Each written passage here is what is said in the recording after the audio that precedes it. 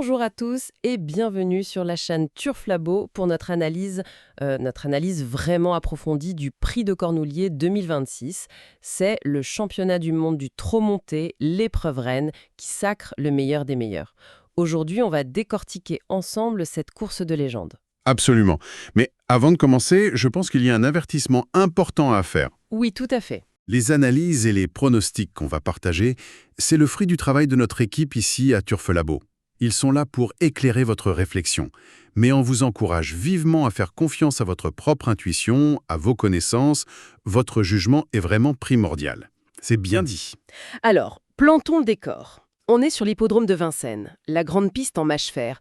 La distance? 2700 mètres, un vrai parcours de sélection ça. Ah oui, c'est un marathon. Et les conditions sont idéales. Le terrain est bon, il fait 9 degrés, un beau soleil, à peine quelques nuages. Tout est réuni, quoi. Parfait. Alors pour bien comprendre cette course, il faut pas juste regarder les partants, il faut regarder l'histoire. 20 ans de Cornulier, ça nous apprend beaucoup de choses, n'est-ce pas? C'est même fondamental. Plusieurs tendances très très lourdes se dégagent.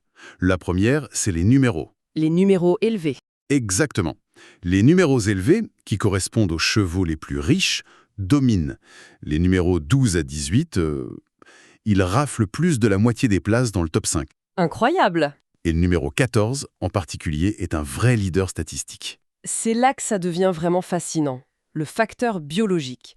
On assiste à une véritable prise de pouvoir. C'est une écrasante domination des femelles ces dernières années. C'est simple, entre 2020 et 2025, elles ont occupé 80% des places du top 5. 80%. Oui, elle semble avoir une vitesse et une capacité de récupération supérieures sur ce parcours si exigeant. Et puis il y a l'humain, les jockeys et les entraîneurs qui font la différence. Toujours, des pilotes comme Méric Raffin ou Alexandra Brivard et des entraîneurs de génie comme Sébastien Guarato et Joël Alès, ce sont des signatures de réussite dans cette épreuve. Et enfin, il y a la règle quasi immuable de l'outsider. Ah oui, ouais. Chaque année, ou presque, un cheval avec une cote très élevée, souvent au-delà de 50 contre 1, vient s'immiscer à l'arrivée. C'est ça aussi, la magie de la course. Maintenant qu'on a le cadre, passons aux protagonistes. Mais on va peut-être commencer par ceux qui ne font pas partie de notre sélection principale, mais qui pourraient venir brouiller les cartes. Oui, parce que la course est très ouverte. Prenons le numéro 1, Kid Belay. D'accord. Il est très doué, il a gagné des groupes 2 et 3, mais il s'est montré fautif lors de ses 2 dernières sorties. C'est un risque, mais s'il reste sage... Il peut surprendre. Et le 3, Anna, Ouais, elle semble un peu en dessous du lot, non? une petite allocation. Le 4, Heuristique. Elle, par contre, c'est une dure à cuire. Très dur. Elle a eu un problème de harnachement la dernière fois, une croupière cassée, mais elle a quand même terminé 4e en se montrant hyper courageuse. Ah oui, quand même. Elle peut aller très loin en tête et vraiment user ses adversaires. Le 8, Alpha. On la voit souvent bien faire. Elle est régulière, c'est vrai. Sa récente 3e place dans le prix du Calvados le prouve. Cependant, elle semble barrée pour la victoire. Son entourage vise une petite place. D'accord. Le 9, Capaola de l'Épine, un peu le tout ou rien, j'ai l'impression. C'est exactement fait. Intermittente, parfois fautive, mais capable de fulgurance dans un bon jour. Elle a déjà gagné 3 groupes 2. Si elle est bien lunée, elle peut finir dans le quintet. Un vrai coup de poker avec le 11, Ibiki de Well. Totalement. Il revient en montée après 1 an d'absence dans la spécialité. Son entourage tente le tout pour le tout. Il profite d'un regain de forme à l'attelé. C'est une surprise possible, mais sur le papier, il y a mieux. Le 12, Kit Kat, lui c'est un ancien leader qui cherche un peu à se retrouver. C'est ça. Il nous a vraiment laissé sur notre faim récemment. Et son entraîneur avoue que son objectif principal, c'est une autre course dans 15 jours. Donc pas à 100% pour celle-là. Probablement pas. Il peut prendre une place, mais la victoire semble compliquée. Le 15, Jean Balthazar, lui, on ne le présente plus. Une référence, oui. Deuxième du Calvados, il monte en puissance.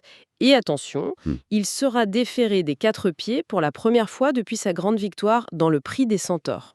Ah ça, c'est un signe. Il faut absolument le garder en tête pour les places. Et pour finir ce tour d'horizon, la vétéronne, le 17, Hirondelle du Rib. Quelle carrière! C'est sa 90e course et son 5e Cornulier. C'est incroyable. Phénoménal. Malheureusement, son entraîneur est un peu dans le doute concernant sa forme actuelle.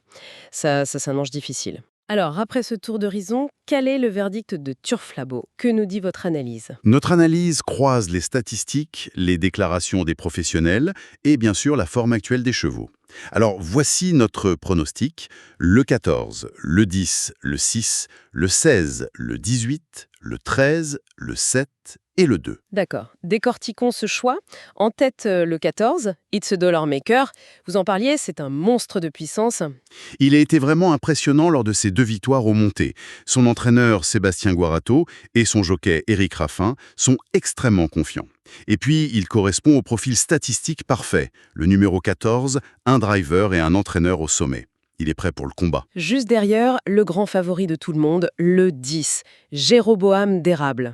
Le cheval à battre. C'est simple, il domine sa génération, il possède le meilleur chrono sur le parcours. Son entourage est confiant, il vise clairement le podium, voire la victoire. La seule inconnue, c'est peut-être la pression. C'est la gestion de son statut de favori, exactement. Et le 6, Harmonista, c'est le grain de sable qui peut tout enrayer. Le parfait trouble-fête. Son retour au monté a été marqué par une fin de course fulgurante, avec le dernier kilomètre le plus rapide. Si la course est très rythmée, sa pointe de vitesse peut faire des ravages. On a ensuite les 2 championnes, les 2 reines, le 16, Inadurible, et le 18, Idéal du Chêne. 2 juments de classe absolue. Inadurible a fini 4e et 2e des 2 dernières éditions. Son entraîneur Joël Allais, c'est un maître pour préparer cet objectif. Et Idéal du Chêne. Idéal du Chêne, 3e en 2024, a été préparée avec soin, elle arrive avec de la fraîcheur. Et surtout, toutes les 2 seront déférées des 4 pieds, c'est leur meilleure configuration. D'accord. Et pour compléter la sélection, on trouve le 13, Igouski Sauton, le 7, King Game, et le 2, Islamorada.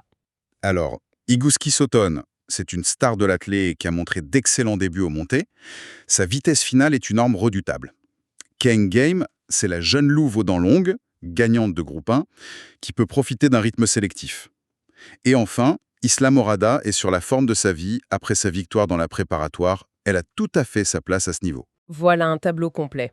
Le duel attendu entre le favori Jéroboam d'Érable, le 10, et le puissant It's a Dollar Maker, le 14, arbitré par des championnes expérimentées comme Inadurible, le 16, et Idéal du Chêne, le 18, et des outsiders capables de créer la surprise. C'est passionnant. Pour synthétiser, voici donc une dernière fois le pronostic de l'équipe Turflabo. Notre sélection, c'est 14, 10, 6, 16, 18, 13, 7, 2. 14, 10, 6, 16, 18, 13, 7, 2. Et vous avez un cheval en cas de défaillance, celui qu'il faut surveiller de très, très près. Oui, notre regret, c'est le numéro 5, Je m'envole. Ancien leader de sa génération, il est totalement retrouvé et son entraîneur, Mathieu Mottier, est en état de grâce. C'est vraiment le cheval à ne pas oublier. Merci beaucoup pour cette analyse très claire. Pour ne rien manquer de nos prochaines études, abonnez-vous à la chaîne Turflabo, cliquez sur le bouton J'aime. Et surtout, parlez-en à vos amis et invitez-les à nous rejoindre. Et je vous laisse avec une dernière pensée. Face à la domination statistique écrasante des femelles ces dernières années, un mâle comme le favori Jéroboam d'Érable, il n'a pas seulement 17 adversaires à battre, mais aussi une tendance historique très très forte. Sa classe suffira-t-elle à inverser le cours de l'histoire? La réponse, ce sera ce dimanche sur la piste de Vincennes.